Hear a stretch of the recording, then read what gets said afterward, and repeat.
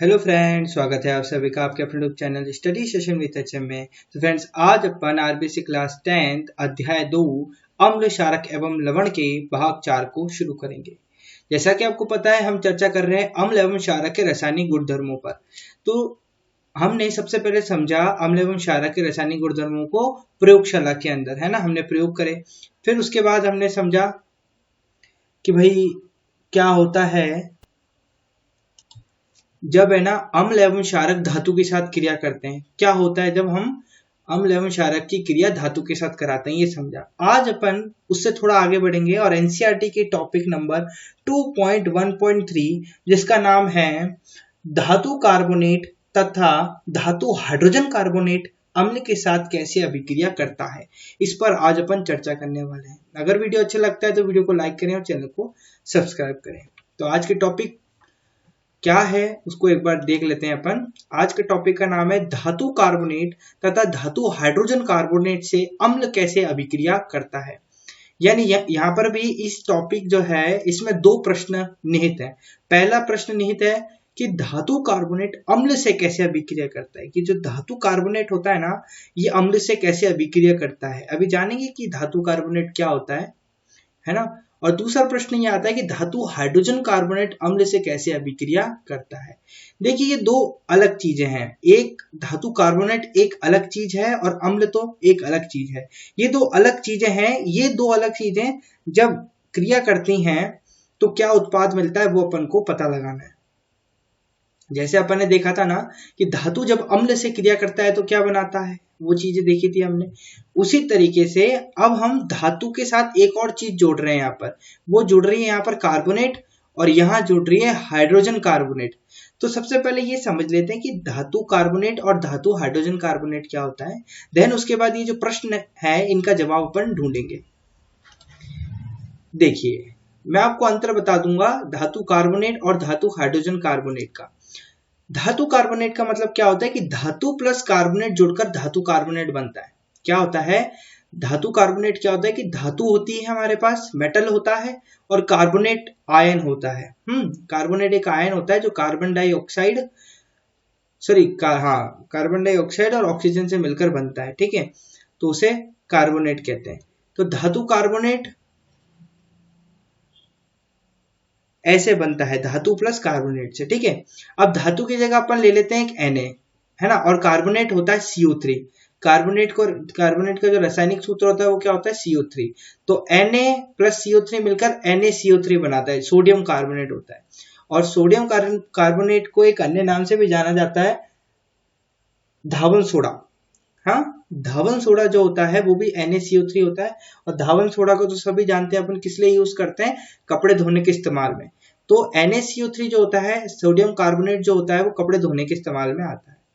इसी तरीके से अगर धातु की जगह अपन पोटेशियम लें, धातु की जगह क्या लें, पोटेशियम लें, और कार्बोनेट की जगह CO3 है, तो जब ये क्रिया करते हैं तो पोटेशियम कार्बोनेट बनता है। और जो पोटेशियम कार्बोनेट होता है इसका एक अन्य नाम होता है, सामान्य भाषा में इसको कहते हैं पोटाश। क्या कहते हैं इसे, पोटाश। पोटाश का उपयोग उर्वरकों में पौधों की वृद्धि में किया जाता है, ठीक है। पोटाश जो होता है इसका उपयोग किस लिए किया जाता है, उर्वरक के रूप में किया जाता है। अच्छा, उर्वरक क्या होता है, उर्वरक यानी फर्टिलाइजर्स। अच्छा सर, फर्टिलाइजर मतलब क्या होता है, फर्टिलाइजर मतलब होता है पेड़ पौधों को उपजाऊ बनाने के लिए जिस रासायनिक पदार्थ का उपयोग किया जाता है उसे क्या कहते हैं, उर्वरक कहते हैं, फर्टिलाइजर्स कहते हैं, ठीक है। फर्टिलाइजर्स आर्टिफिशियल फॉर्म होता है और एक नेचर फॉर्म होता है मैन्योर। मैन्योर मतलब होती है खाद, ठीक है। जो खाद होती है वो प्राकृतिक होती है, और फर्टिलाइजर्स यानी उर्वरक जो होते हैं वो क्या होते हैं, रासायनिक होते हैं, कृत्रिम रूप से बनाए जाते हैं। तो एक जो उर्वरक है वो होता है पोटेशियम कार्बोनेट। 95% यूज किया जाता है पौधों की वृद्धि के लिए, ठीक है, उर्वरक के रूप में यूज होता है ये। एक आता है भाई मैग्नीशियम, और धातु के रूप में एक बार मैग्नीशियम ले लो, CO3 ले लो, तो मैग्नीशियम कार्बोनेट हो गया, मैग्नीशियम कार्बोनेट हो गया। मैग्नीशियम कार्बोनेट का भी कुछ ऐसा ही एक अकार्बनिक नमक होता है, सफेद ठोस होता है ये, है। मैग्नीशियम कार्बोनेट क्या होता है, अकार्बनिक नमक होता है। ये किस लिए उपयोग किया जाता है, देखिए आग बुझाने के उपयोग किया जाता है ये, है ना, अग्निरोधक के रूप में किया जाता है, इसका आग बुझाने के रूप में होता है। और और इसका उपयोग होता है अपने जो कॉलगेट होता है ना, कॉलगेट में भी टूथब्रश होता है, तो टूथब्रश में भी इसका क्या होता है, यूज होता है। टूथब्रश नहीं, टूथपेस्ट जो होता है उसमें जो लिक्विड डलता है वो भी मैग्नीशियम कार्बोनेट होता है उसके अंदर उपलब्ध। तो ये तो बात होगी धातु कार्बोनेट की। अब बात कर लेते हैं धातु हाइड्रोजन कार्बोनेट की। तो कुछ नहीं है, बस इसमें हाइड्रोजन जुड़ जाता है, धातु प्लस हाइड्रोजन कार्बोनेट जुड़ जाता है। यहाँ पर कार्बोनेट था CO3, यहाँ पर हाइड्रोजन कार्बोनेट हो जाएगा HCO3, या CO3 के आगे सिर्फ H लगाना है, तो बस वही रहेगा Na प्लस HCO3 बन जाता है Na हाइड्रोजन कार्बोनेट। इसको अपन एक अन्य नाम से भी जानते हैं, सोडियम बाइकार्बोनेट भी कह सकते हैं इसको। इसी तरीके से पोटेशियम बाइकार्बोनेट भी कह सकते हैं और मैग्नीशियम बाइकार्बोनेट भी कह सकते हैं। मुख्य तौर पर मैंने आपको मोटे मोटे तौर पर समझा दिया है कि दोनों में अंतर क्या है। इसमें H नहीं होता और उसमें H होता है, ठीक है, यानी हाइड्रोजन।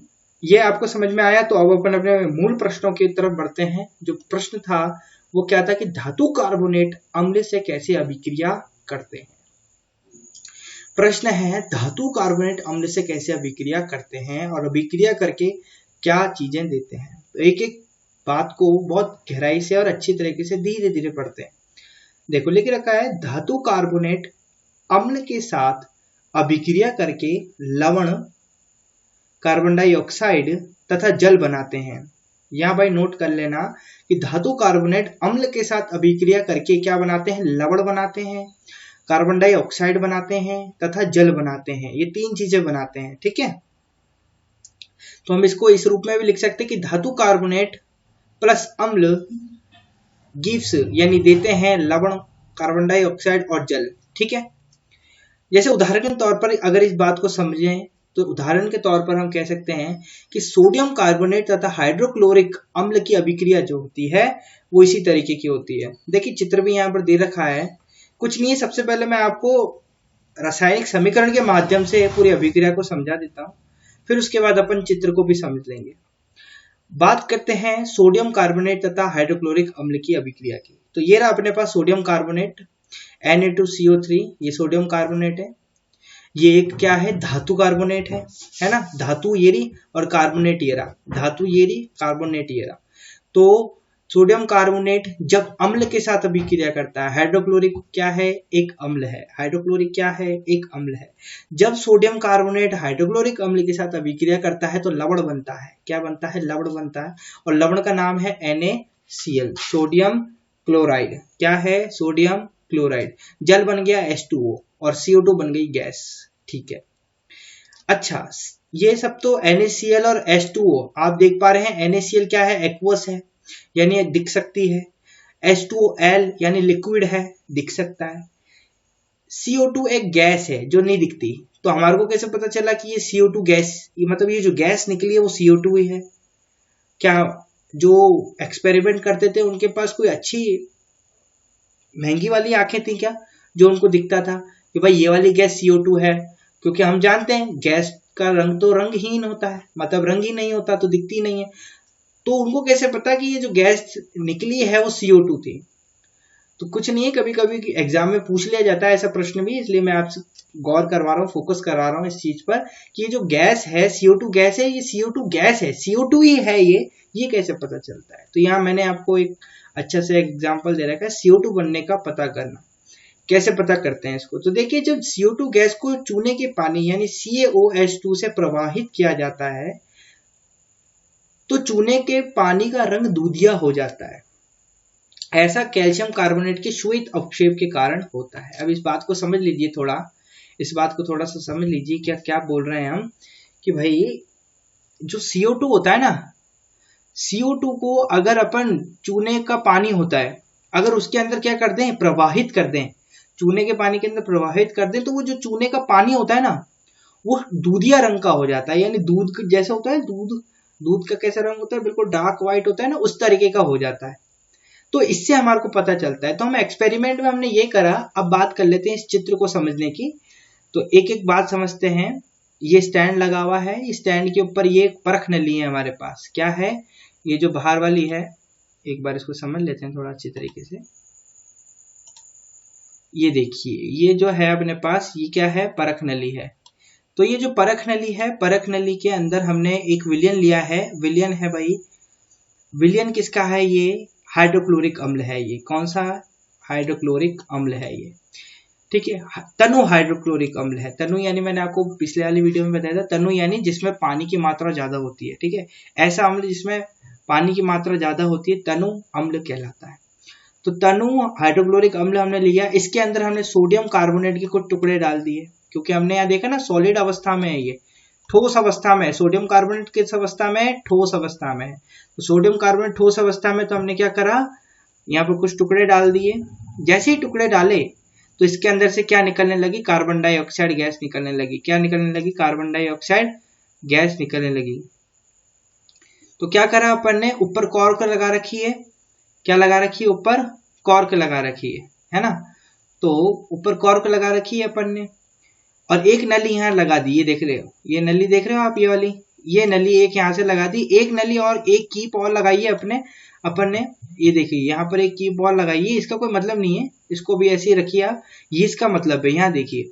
तो यहाँ से क्या होगा, जैसे ही कार्बन डाइऑक्साइड निकलेगी इस नली में से जाएगी, और इस नली को हमने किससे जोड़ रखा है?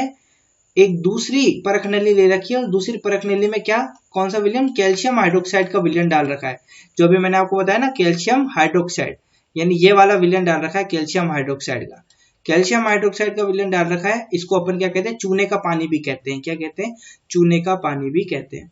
तो जैसे ही कार्बन डाइऑक्साइड गैस जो होती है वो किसके अंदर एंटर करती है? इस चूने के पानी में एंटर करती है। तो ये जो चूने का पानी होता है वो कैसे रंग का हो जाता है? दूधिया रंग का हो जाता है। दूधिया रंग का यानी दूध के जैसा हो जाता है इसका कलर।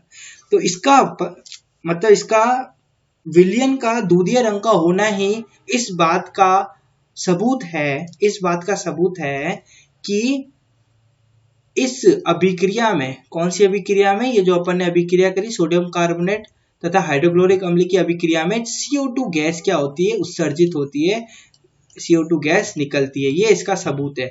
सबूत आपको क्या है? ये मैंने लिख दिया है यहाँ पर, इसे आपको याद करना है, ठीक है। और फिर अगेन ये चित्र तो आपको लर्न करना ही है, उसको तो कहने की जरूरत ही नहीं है ना। ये सारे जितने भी चित्र आ रहे हैं ये आपको बहुत अच्छी तरीके से क्लियर करना है, ठीक है। चलिए अब आगे बढ़ जाते हैं। ये होता कैसे वो देखिए। चूने का पानी ये रहा, कैल्शियम हाइड्रोक्साइड ये रहा।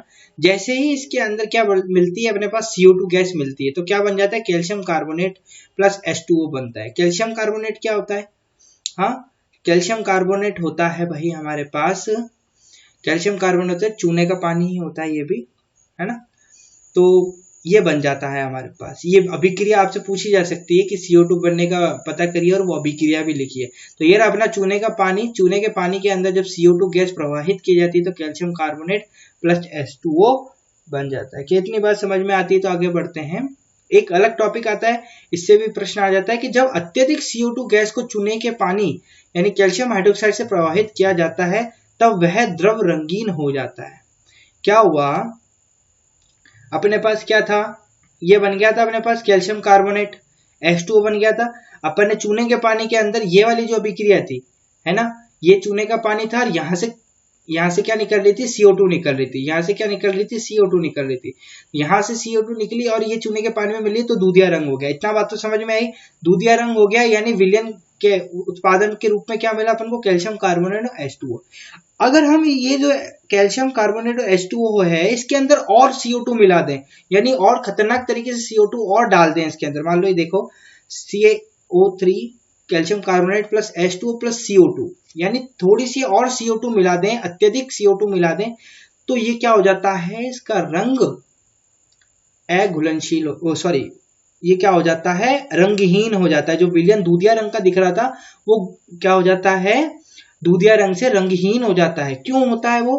क्योंकि कैल्शियम हाइड्रोकार्बोनेट बन जाता है। क्या बन जाता है? Calcium hydrocarbonate. और जो कैल्शियम हाइड्रोकार्बोनेट होता है ना, कैल्शियम हाइड्रोकार्बोनेट जो होता है, ये कैल्शियम हाइड्रोकार्बोनेट जल में घुलनशील होता है। क्या होता है? जल में घुलनशील होता है। तो ये जल के अंदर क्या कर देता है? घुल जाता है। जैसे चीनी जल के अंदर घुल जाती, दिखती नहीं है ना, उसी तरीके से कैल्शियम हाइड्रोकार्बोनेट भी क्या हो जाता है? जल के अंदर घुल जाता है आराम से और दिखता नहीं है ना।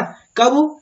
जब हम अत्यधिक CO2 गैस को चूने के पानी से प्रवाहित किया जाता है तब वह द्रव रंगहीन होता है, वरना नहीं होता। अगर आप एक ही यहीं छोड़ दो ना क्रिया को कहाँ छोड़ दो, क्रिया को आप यहाँ छोड़ दो भाई, इस साइड में, मतलब इतनी क्रिया कर लो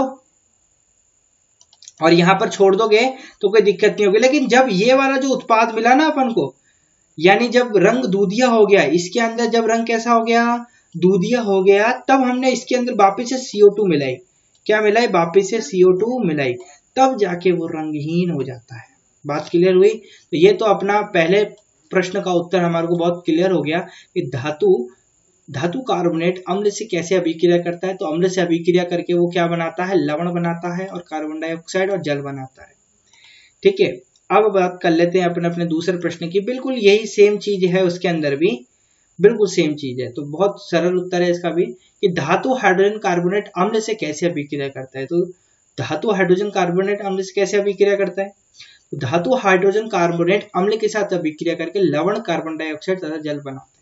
दोनों ही एक ही चीज करते हैं, लवण, कार्बन डाइऑक्साइड और जल दोनों ही बनाते हैं। इसका उदाहरण आपसे पूछे तो आपको ये उदाहरण दे देना है कि सोडियम हाइड्रोजन कार्बोनेट की हाइड्रोक्लोरिक अम्ल से अभिक्रिया जो होती है वो धातु हाइड्रोजन कार्बोनेट अम्ल से अभिक्रिया दर्शाता है। जैसे यहाँ पर हमने कौन सी सोडियम हाइड्रोकार्बोनेट लिया है, सोडियम हाइड्रोजन कार्बोनेट है, वो अम्ल HCl के साथ अभिक्रिया करके लवण NaCl, जल H2O और गैस CO2 बनाता है। तो इस तरीके का छोटा सा अपन ने काम करा है। पूरा टॉपिक अपन ने कंप्लीट करा। आज के जो टॉपिक था अपना, टॉपिक का नाम था क्या? टॉपिक का नाम था धातु कार्बोनेट तथा धातु हाइड्रोजन कार्बन से अम्ल कैसे अभिक्रिया करता है। इस चीज को अपन ने बहुत अच्छी तरह समझा। अगर आपको वीडियो अच्छी लगी तो वीडियो को लाइक करें, चैनल को सब्सक्राइब करें, सपोर्ट करें, चैनल को आगे बढ़ाएं। अगर आपको पसंद आती है वीडियो और किसी प्रकार की अगर त्रुटि है वीडियो के अंदर तो उसको भी आप मेंशन कर सकते हैं कमेंट बॉक्स में। और अगर किसी भी प्रकार का डाउट है तो वो भी आप हमारे को मेंशन कर सकते हैं कमेंट बॉक्स में, मैं पढ़ूंगा आपका कमेंट। ठीक है, आज के लिए इतना ही, धन्यवाद, गॉड ब्लेस यू।